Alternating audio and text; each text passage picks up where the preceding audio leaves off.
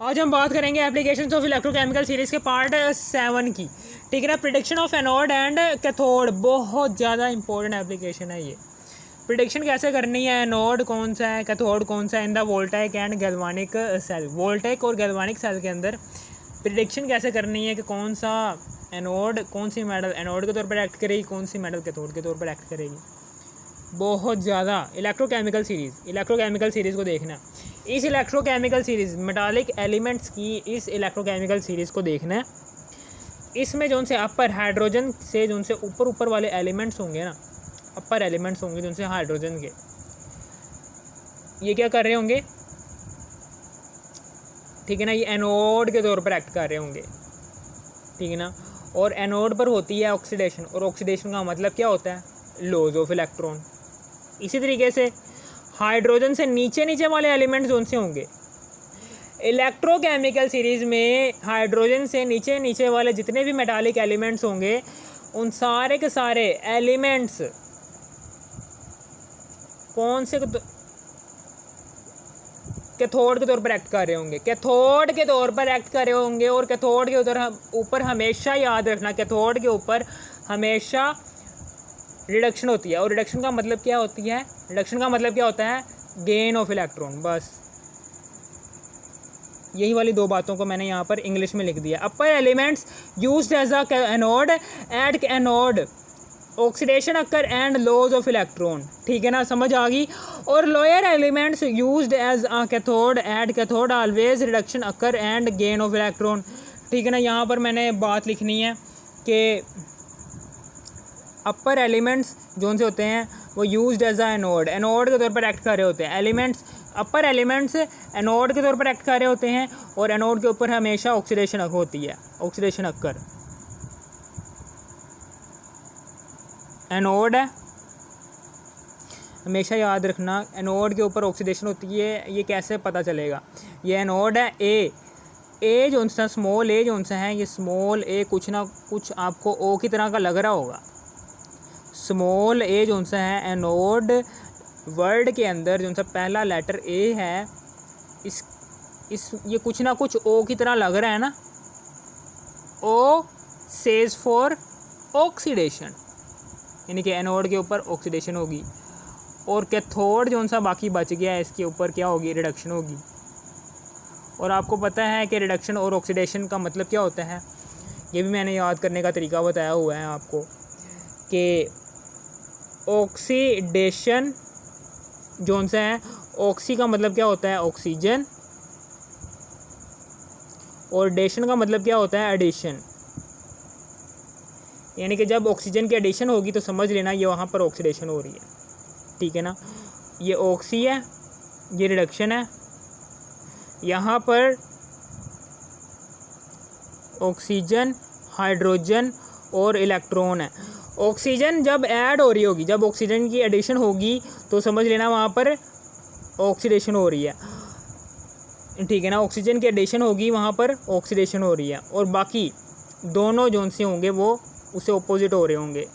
और reduction zone सी होगी, ये ऑक्सीडेशन के बिल्कुल ऑपोजिट इसकी तारीफ होगी कि जहाँ पर रिमूवल ऑफ ऑक्सीजन हो, एडिशन ऑफ हाइड्रोजन हो और एडिशन ऑफ इलेक्ट्रॉन हो।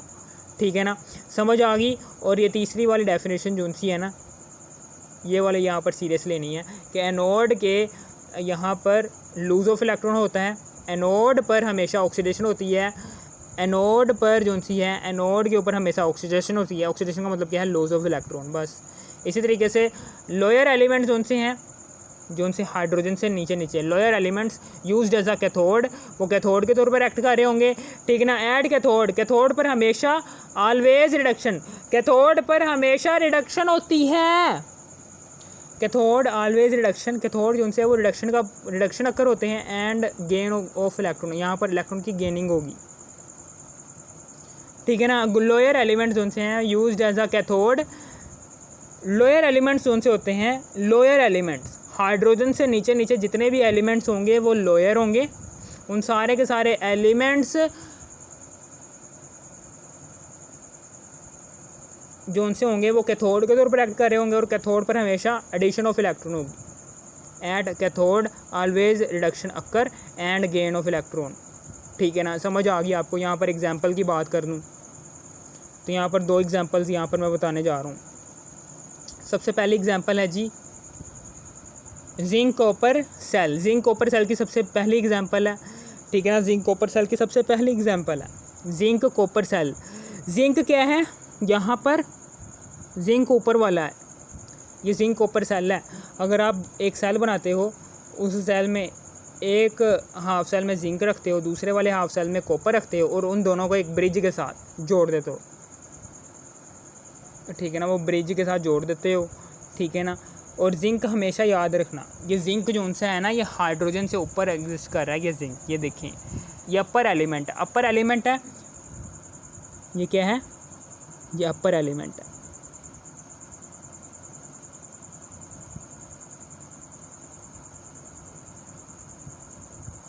यहाँ पर हमेशा ऑक्सीडेशन होगी,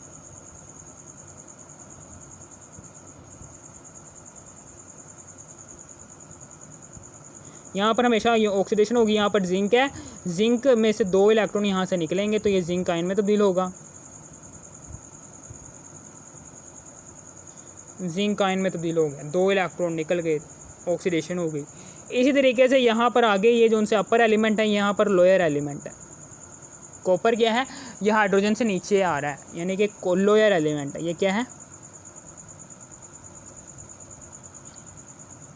ये क्या है, ये लोअर एलिमेंट है, ये लोअर एलिमेंट है, ठीक है ना। यहाँ पर हमेशा और रिडक्शन होगी,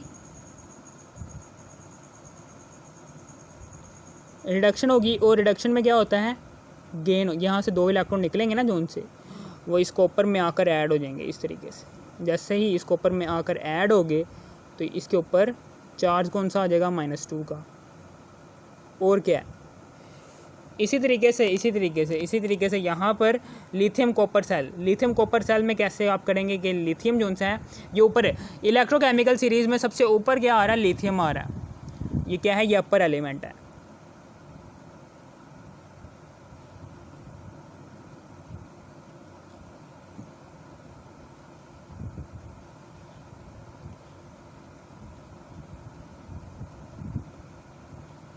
ये अपर एलिमेंट है, बहुत ज़्यादा ऊपर है, ये सबसे ज़्यादा ऊपर है। इसका मतलब क्या है कि ये ऑक्सीडेशन रखने की सलाहियत ज़्यादा रखता है, यानी कि ये लूज़ ऑफ इलेक्ट्रॉन, जैसे ये ऑक्सीडेशन करेगा, इलेक्ट्रॉन को लूज़ करेगा, तो दूसरा वाला क्या करेगा, उस इलेक्ट्रॉन को गेन कर लेगा। ये क्या है, ये अपर एलिमेंट। ये क्या है, ये हाइड्रोजन से नीचे वाला एलिमेंट है, यानी कि लोअर एलिमेंट है। इसका मतलब क्या है कि ये कैथोड के तौर पर एक्ट करेगा, और कैथोड पर कौन सी होगी, हमेशा ये एनोड के तौर पर एक्ट करेगा। और एनोड पर ऊपर कौन सी होती है, ऑक्सीडेशन, ठीक है ना। जैसे ये इलेक्ट्रॉन खारिज करेगा ना लिथियम, तो ये कॉपर क्या करेगा, इलेक्ट्रॉन को हासिल कर लेगा, तो यहाँ पर क्या हो जाएगी, रिडक्शन हो जाएगी। और कैथोड पर हमेशा रिडक्शन होती है, ठीक है ना। समझ आ गई आपको। और हमेशा याद रखना कि लिथियम कॉपर सेल हो या फिर जिंक कॉपर सेल हो, कोई सा भी सेल हो, वहाँ पर जो सा वोल्ट मीटर लगा होता है ना, इन दोनों हाफ सेल्स को, ये दोनों के दोनों हाफ सेल्स को जोड़ने वाला, ये दोनों के दोनों हाफ सेल्स हैं। इन दोनों के दोनों हाफ सेल्स में मौजूद लिथियम का इलेक्ट्रोड और कॉपर का इलेक्ट्रोड,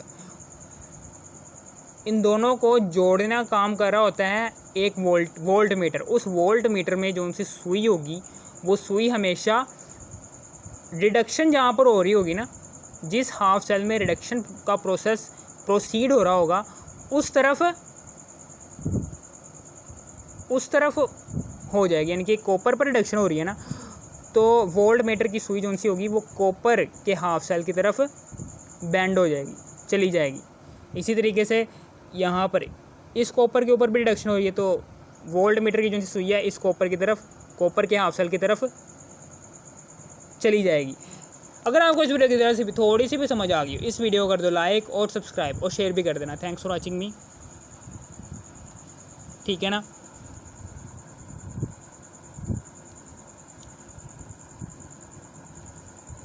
समझ आ गई आपको? ये सारी की सारी बातें मैंने लिख दी। अब मैं डायग्राम बनाता हूँ, यहाँ पर डायग्राम बनाकर भी दिखा देता हूँ। मिसाल के तौर पर मैं जिंक और कॉपर की बना देता हूँ डायग्राम। कॉपर सेल कैसा वो होता है सेल, वो भी मैं बताकर दिखा देता हूँ बनाकर। कि ये देखें, यहाँ पर एक ये है बीकर और एक यहाँ पर एक बीकर है। ये दो बीकर हैं। यहाँ पर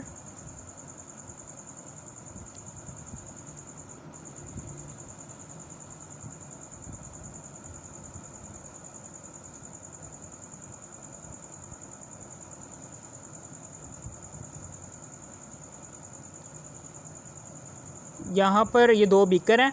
इन दोनों बीकर को जोड़ने का काम कर रहा होगा साल्ट ब्रिज। इन दोनों बीकर में मौजूद जोन से सॉल्यूशंस होंगे, उनको सॉल्यूशंस को जोड़ने का काम कौन कर रहा होगा? Salt bridge.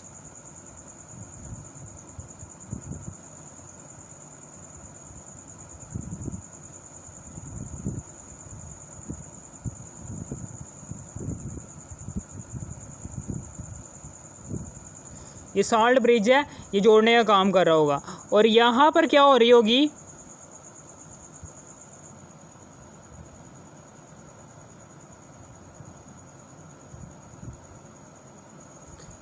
ये एक मेटल है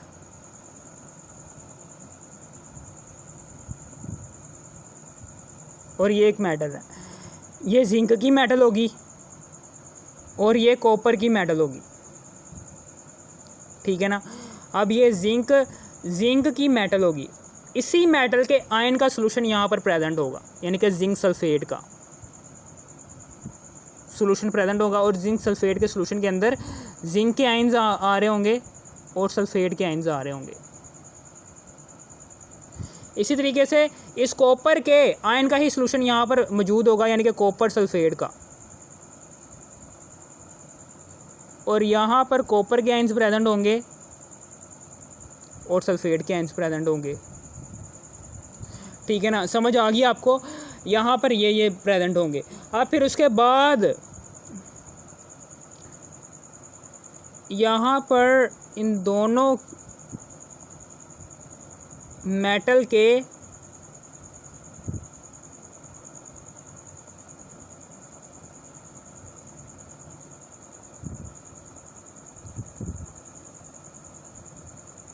मेटालिक प्लेट्स को जोड़ने का काम कर रहा होगा ये वोल्ट मीटर।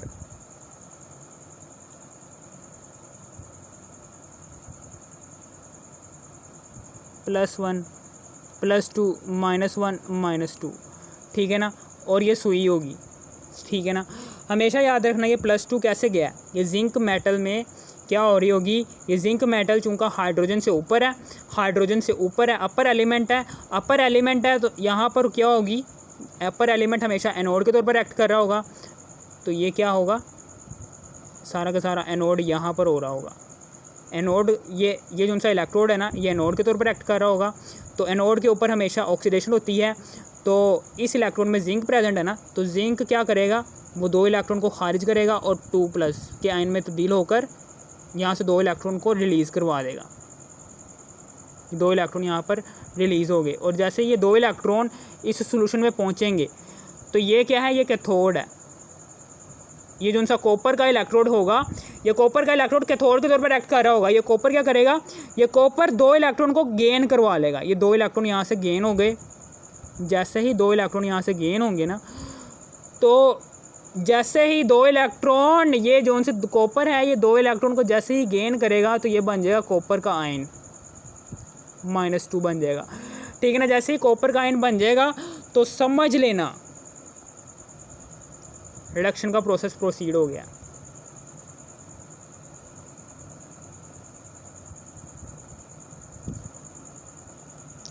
ठीक है ना। समझ आ गया आपको? जिंक का आयन बन गया है, कॉपर का आयन बन गया, और तो कुछ नहीं है, ठीक है। समझ आ गई आपको? और तो कुछ नहीं है। ये +2 है, कॉपर के आयन, ये जो उनसे कॉपर के आयन यहाँ पर प्रेजेंट होंगे ना, ये कॉपर के आयन, ये +2 इस सोल्यूशन में जो उनसे कॉपर के आयन प्रेजेंट होंगे, इस सोल्यूशन में जो उनसे ये कॉपर सल्फेट के सोल्यूशन में जो उनसे कॉपर के आयन प्रेजेंट होंगे, ये 2 इलेक्ट्रॉन लेंगे और कॉपर मेटल प्रोड्यूस करेंगे। और जो उनसे कॉपर मेटल होगी वो इस मेटालिक प्लेट, जो उनकी कॉपर की मेटालिक प्लेट होगी उसके साथ ऐसे जज़ब होती रहेगी, जिसकी वजह से ये कॉपर की प्लेट मोटी होती जाएगी, ऐसे मोटी होती जाएगी। एक वक्त ऐसा आएगा कि ये मोटी हो जाएगी, मोटी हो जाएगी, मोटी होती जाएगी, होती जाएगी, होती जाएगी, लेकिन यहाँ से ये जो सी प्लेट होगी ना, ये वाली प्लेट ऐसे गायब होना शुरू हो जाएगी। और ये जिंक गायब क्यों हो रही है? क्योंकि जिंक आयन यहाँ पर, जिंक आयन की कंसंट्रेशन बढ़ रही है। जिंक आयन की कंसंट्रेशन क्यों बढ़ रही है? क्योंकि यहाँ पर जिंक मेटल जो सी 2-2 इलेक्ट्रॉन देकर जिंक आयन की कंसंट्रेशन इस सॉल्यूशन के अंदर जो उनसे प्रेजेंट है जिंक आयन ऑलरेडी उसमें ऐड होते चले जाएंगे। जैसे ही जिंक मेटल जिंक आयन को प्रोड्यूस करने के बाद, ठीक है ना, समझ आ गई होगी। अगर आपको इस वीडियो की ज़रा सी भी थोड़ी सी भी समझ आ गई, इस वीडियो को कर दो लाइक और सब्सक्राइब और शेयर भी कर देना। Thanks for watching me.